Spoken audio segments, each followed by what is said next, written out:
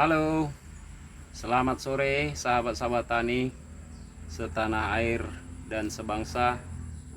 Bertemu kembali di sore hari ini bersama saya Petani Kreatif Mandiri Channel dalam lokasi yang sama ya, aktivitas kebun kesehari-harian.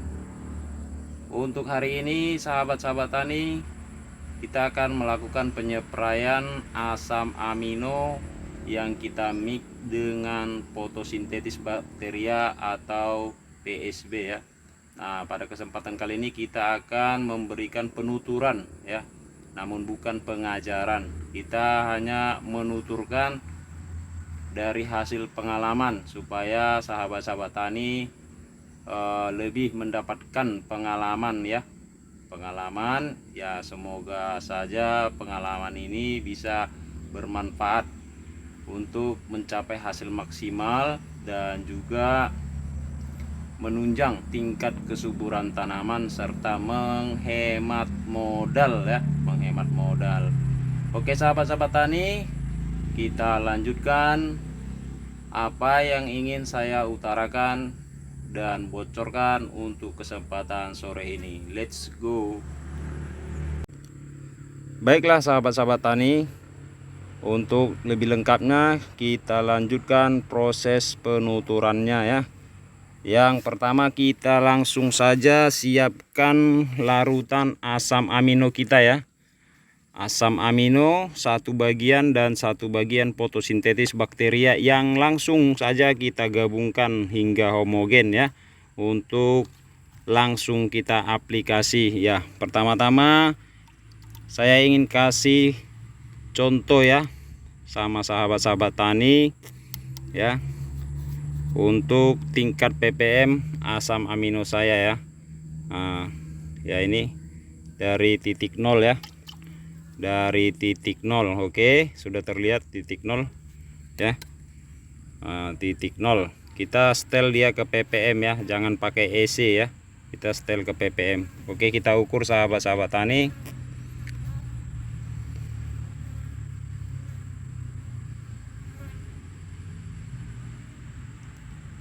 ya. Terlihat ppm nya 8000 ya, 8662 ppm ya.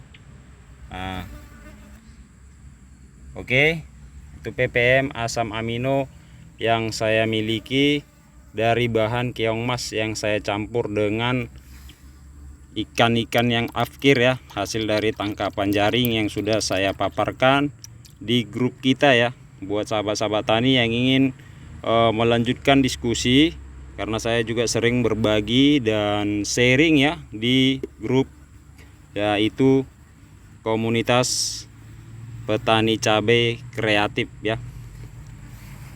Oke sahabat-sahabat tani, kita masukkan 1 cangkir 250 ml ya, ini lebih kurang 250 ml ya.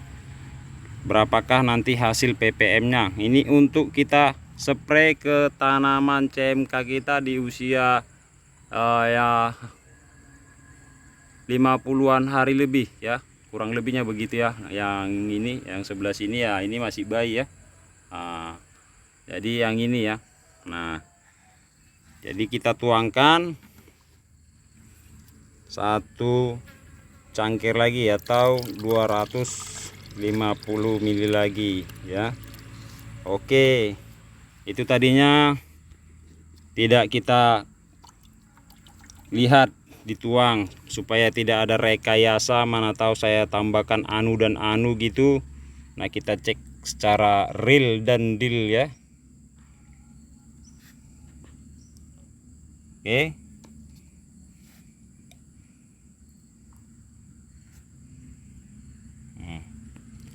bahkan ini lebih tinggi ya, lebih tinggi ya, 9622. Nah, karena tadinya larutannya sudah mengendap, tidak teraduk, jadi ini baru diaduk, dia sudah jadi 9622 ya. sedangkan tadi 8.622 ya. 8.622 kita cek ulang ya. Ya kan, 9.622 ya, sudah kita cek. Oke, kita mainkan dosis 400, lebih kurang 500 ya, lebih kurang ini 500 mili. Ini sudah dosis tinggi ya sahabat-sahabat tani ya. Saya hanya ingin memberi bukti ya, memberi bukti dari dosis aman untuk asam amino yang kita mix dengan PSB atau asam amino saja. Jadi untuk bahan asam aminonya sahabat tani untuk menghasilkan tingkat ppm yang lebih tinggi, yaitu tentunya dengan memperbanyak bahan dan mengupayakan supaya larutannya kental begitu sahabat tani. Kalau dia larutannya kental, otomatisnya ppm-nya akan tinggi ya.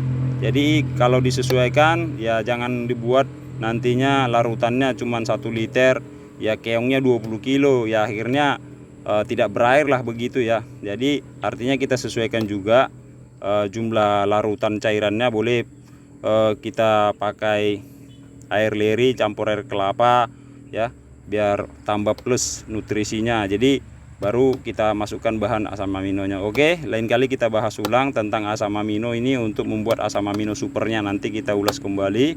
Walaupun sahabat-sahabat tani sebenarnya untuk pembuatan asam amino ini tidak baru kali ini dibahas. Jadi saya rasa sahabat-sahabat tani sudah banyak yang paham, makanya saya tidak share lagi tentang pembuatan asam amino. Tapi mungkin akan saya share kembali dengan cara saya sendiri ya, dengan cara saya sendiri ya.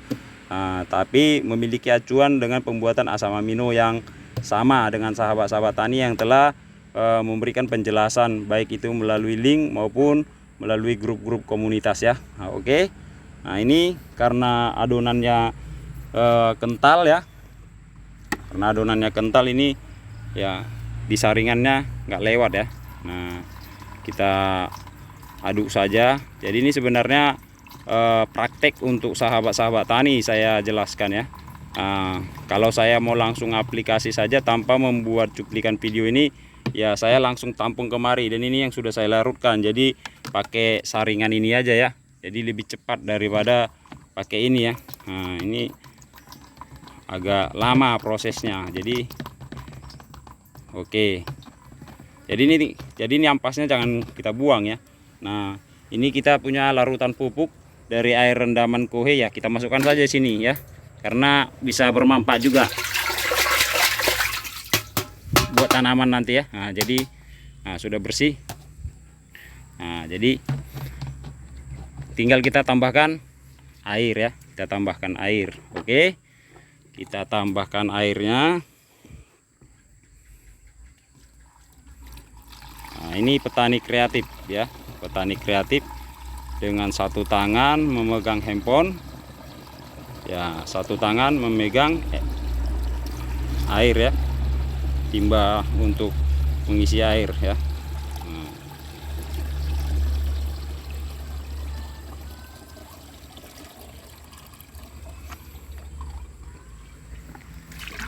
Oke, kita ambil langsung air dari sumur penyiraman kita ya.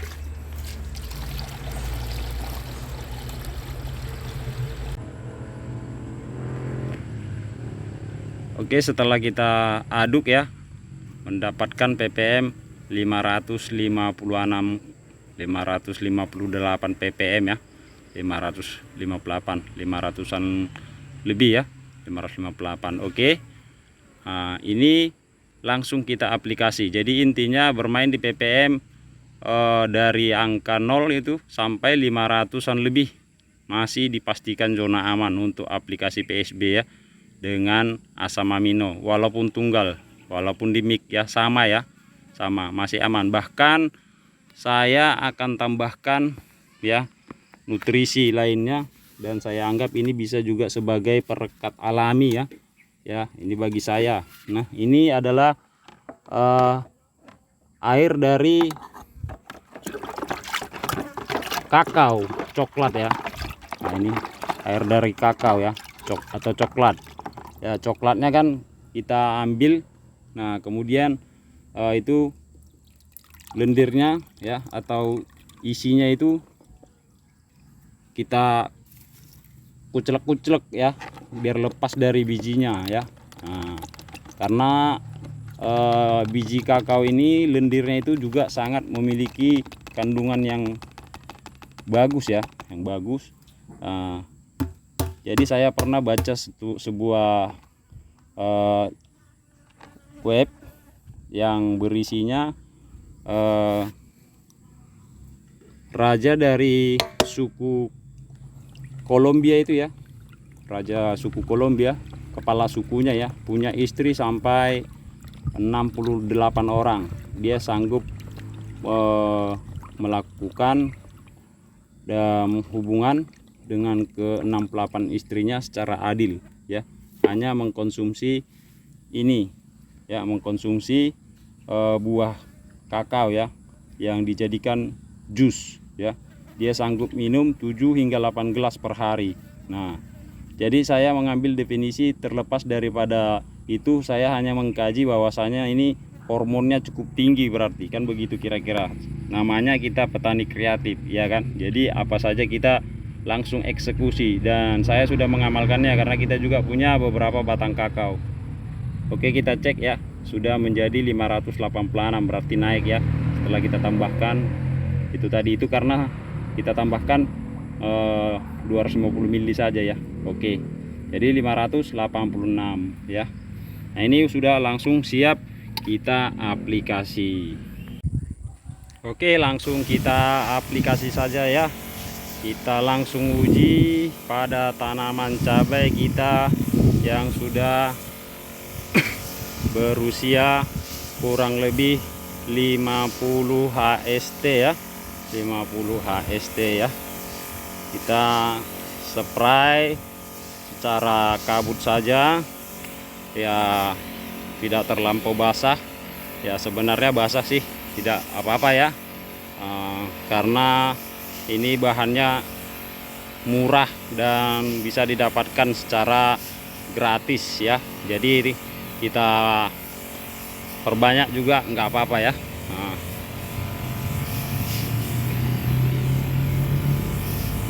Ya, ini semoga hasilnya bisa maksimal nantinya.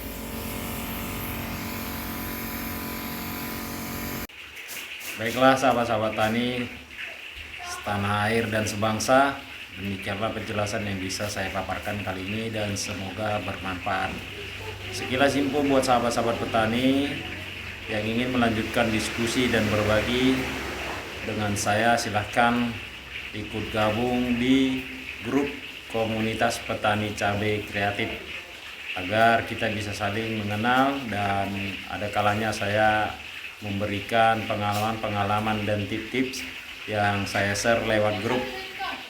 Untuk itu silahkan disertakan juga komentar-komentar, dan jangan lupa di like dan juga di subscribe, dibagikan agar saya lebih semangat lagi untuk melanjutkan karya-karya anak bangsa dengan hasil kreativitas kita untuk menjadi manfaat yang lebih besar bagi sesama nusa dan bangsa. Sekian dan terima kasih. Apabila ada tutur kata yang kurang lebih, saya mohon maaf.